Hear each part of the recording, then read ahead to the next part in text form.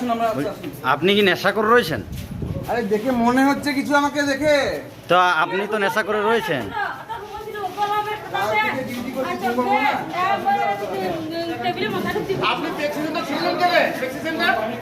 বলছি আপনি তো নেশা করে রয়েছেন। আপনি তো নেশা করে রয়েছেন মনে হচ্ছে তাই। আপনার মুখ থেকে তো গন্ধ বেরোচ্ছে।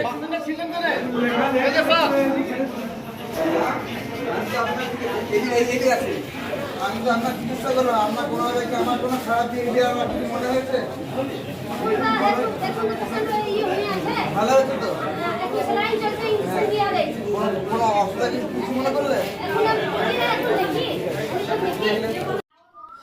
সরকারি হাসপাতালে নেশাগ্রস্ত অবস্থায় চিকিৎসা করায় চাঞ্চল্য।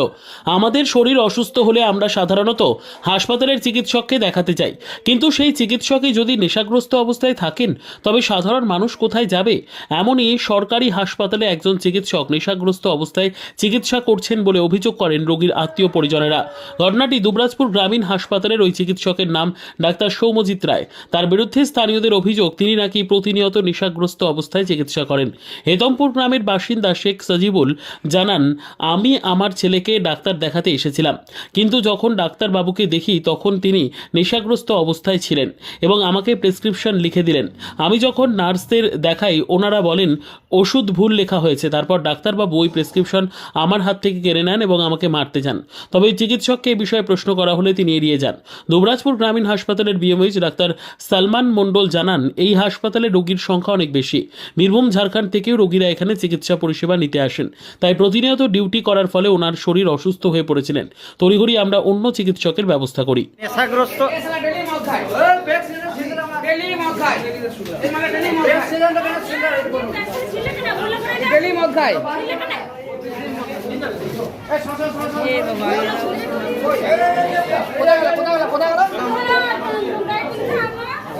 বলতে আমি ডাক্তারবাবুকে শুধারলাম, ডাক্তারবাবু তুমি ঘুমিয়ে দিয়েছো তো, গেঁজা ফেঁজা খেয়েছো কি?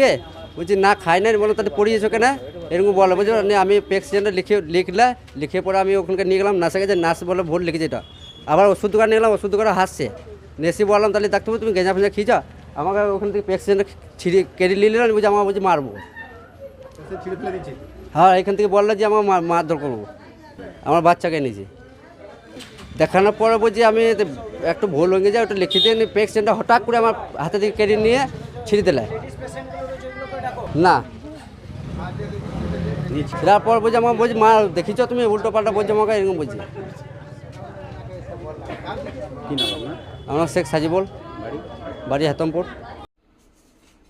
দেখুন, আমাদের ডাক্তারবাবু পরপর ডিউটি করা এবং আপনারা জানেন যে দুবরাজপুর গ্রামীণ হাসপাতালে পেশেন্টের লোড অনেক বেশি। ওপিডিতে প্রায় 4 থেকে 500 এবং দৈনিক প্রায় 8 থেকে 1000 মানুষ এখানে পরিষেবা নেই। দুবরাজপুর থেকে শুরু করে খয়রাসোল এবং ঝাড়খণ্ডের কিছু এলাকায় এখানে মানুষ কিন্তু পরিষেবা নিচ্ছে।